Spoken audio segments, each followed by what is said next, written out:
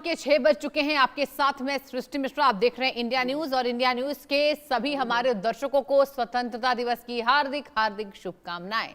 और आज चलिए बुलेटिन की शुरुआत करते हैं।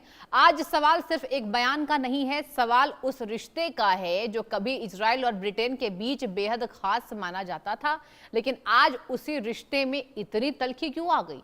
इजराइल के प्रधानमंत्री जो है बेंजामिन नेतन्याहू ने ब्रिटेन को ही इस्लामिक रिपब्लिक ऑफ ब्रिटेन कह दिया। नेतन्याहू ने एक पॉडकास्ट में ब्रिटेन की मौजूदा स्थिति पर तंज कसा है, ब्रिटेन को इस्लामिक रिपब्लिक कहकर संबोधित किया है। लेकिन अब असली सवाल यही है कि नेतन्याहू ने ऐसा क्या कहा, क्यों कहा, और क्या इसकी वजह ब्रिटेन की बदलती मिडिल ईस्ट पॉलिसी है।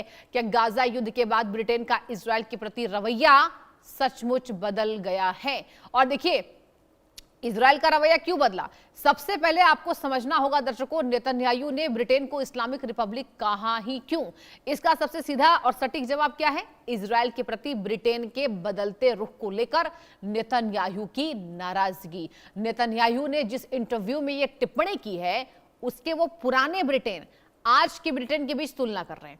उन्होंने रेडोल्फ चर्चिल का जिक्र किया जो विंस्टन चर्चिल के बेटे थे और जिनकी इजराइल के प्रति रिपोर्टिंग को नेतन्याहू सकारात्मक बता रहे हैं। इसके बाद उन्होंने कहा कि आज के ब्रिटेन में वैसा रवैया ढूंढना मुश्किल है। यहीं से इस्लामिक रिपब्लिक ऑफ ब्रिटेन वाली टिप्पणी सामने आई। यानी ये जो बयान है ना, ये सिर्फ ब्रिटेन की मुस्लिम आबादी पर टिप्पणी के रूप में नहीं देखा जा सकता, इसके पीछे है ब्रिटेन की मिडिल ईस्ट पॉलिसी को लेकर नेतन्याहू की नाराजगी देखने को मिल रही है। यदि नेतन्याहू के लिए सवाल सिर्फ ब्रिटेन में कितने मुसलमान हैं ये नहीं है, सवाल यह है कि ब्रिटेन की सरकार इजराइल को लेकर कैसे खड़ी दिखाई दे रही है। और इसी बदलते रुख पर बेंजामिन नेतन्याहू ने अपने अंदाज में अटैक किया है ब्रिटेन के बदलते यहां पर डेमोग्राफी को लेकर।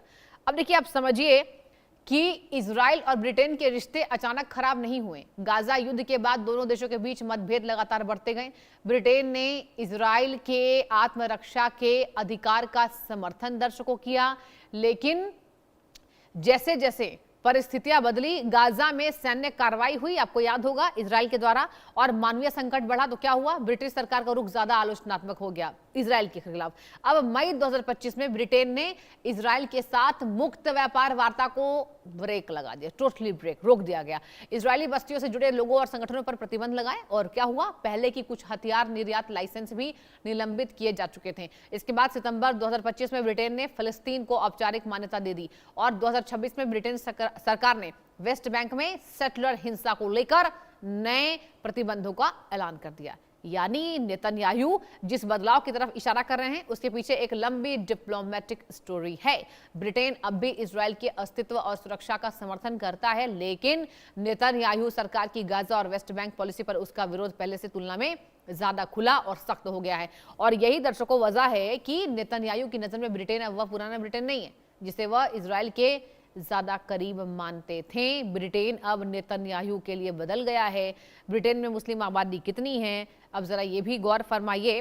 देखिए, जिस तरीके से अब नेतन्याहू के बयान को देखा जा सकता है, सबसे विवादित हिस्से पर है ये बयान, यानी ब्रिटेन को इस्लामिक रिपब्लिक कहना।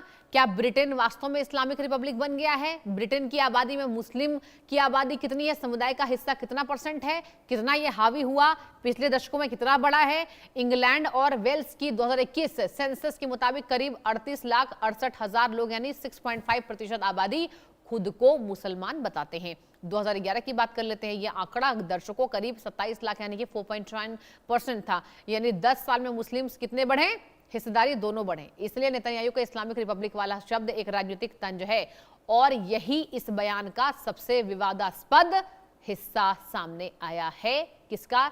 ये है बयान बेंजामिन नेतन्याहू का। अब चलिए कुछ और बात करते हैं। अब बात करते हैं दूसरी लाइन पर, जिसने इस पूरे बयान को ज्यादा बड़ा बना दिया। वो कौन सा बयान था जिसने इस बयान को बड़ा बनाया? नेतन्याहू ने ब्रिटेन को पहला Islamic Republic with nuclear weapons कहने की बात कही है। यानी यहां उन्होंने धर्म और परमाणु हथियार दोनों को एक ही तराजू पर राजनीतिक तंज में जोड़कर रख दिया और अपना बयान पेश कर दिया पूरी दुनिया के सामने। यह बयान वायरल हो रहा है, लेकिन दुनिया की वास्तविक न्यूक्लियर मैप अगर आप देखेंगे ना तो कुछ तस्वीरें अलग ही हैं। 2026 के आंकड़ों के मुताबिक दुनिया में 9 न्यूक्लियर आर्म्ड स्टेट्स हैं। अमेरिका, रशिया, ब्रिटेन, फ्रांस, चीन, भारत, पाकिस्तान, उत्तर कोरिया और इजराइल। और यही है न्यूक्लियर पावर। अब जिस तरीके से नेतन्याहू का बयान क्या ब्रिटेन में हड़कंप मचाएगा, क्या ब्रिटेन के रिश्तों में दरार और बढ़ सकती है? प्रतिबंध तो पहले से कुछ मामलों में लगाए गए हैं, लेकिन ब्रिटेन अब भी नहीं मानता कि नेतन्याहू का ये रवैया आगे आने के लिए यहां पर संभावित होगा। और देखिए, ये बेहद खास मुद्दा है और यही वजह है कि इंडिया न्यूज पर दो बेहद खास मेहमान मेरे साथ जुड़ चुके हैं।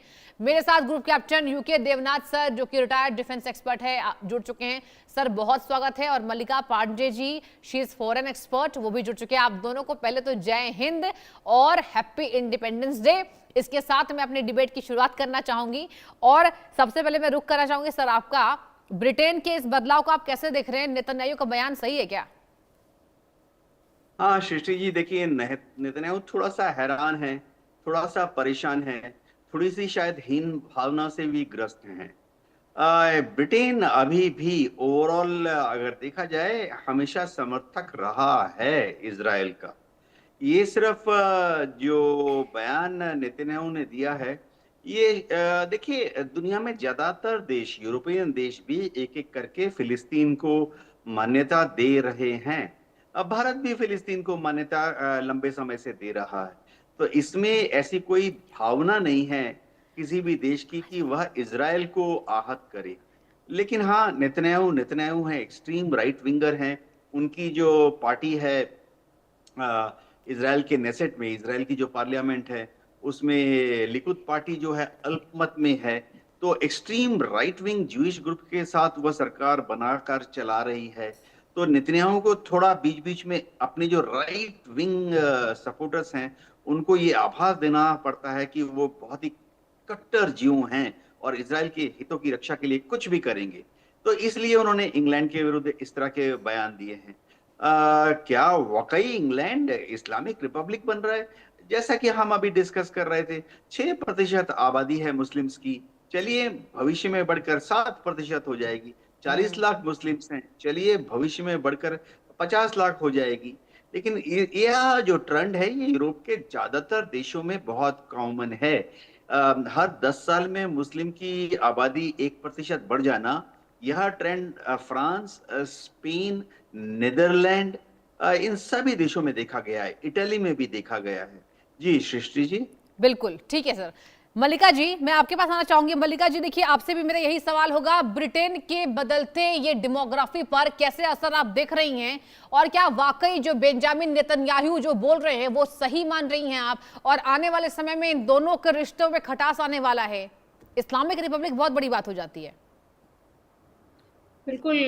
नमस्कार सृष्टि जी। ये एक बेंजामिन नेतन्याहू के बहुत सारे कमेंट्स को मैं सीरियसली नहीं लेती हूँ, बट ये एक कमेंट ऐसा है जो यूरोप की पॉलिटिकल एंजाइटी दिखाता है। कहीं ना कहीं हमने कंटिन्यूअसली शार्प राइज देखा है। सबसे पहले तो ब्रिटेन में हमने देखा कि कैसे पिछले साल एक केस हुआ था जिससे ग्रूमिंग गैंग्स जो हैं ब्रिटेन की काफी फेमस हुई थी, जिसमें काफी सारे पाकिस्तानी नेशनल इमिग्रेंट्स, अफगानिस्तानी इमिग्रेंट्स थे मौजूद, जिसमें वो छोटी छोटी बच्चियों को किडनैप करते हैं, कन्वर्ट करते हैं, ग्रूम करते हैं बचपन से कन्वर्जन की तरफ। तो ये ग्रूमिंग गैंग्स का हमने देखा कि 700 से प्लस केसेस हैं। कोई कोई तो ये भी सजेस्ट करता है कि अभी तक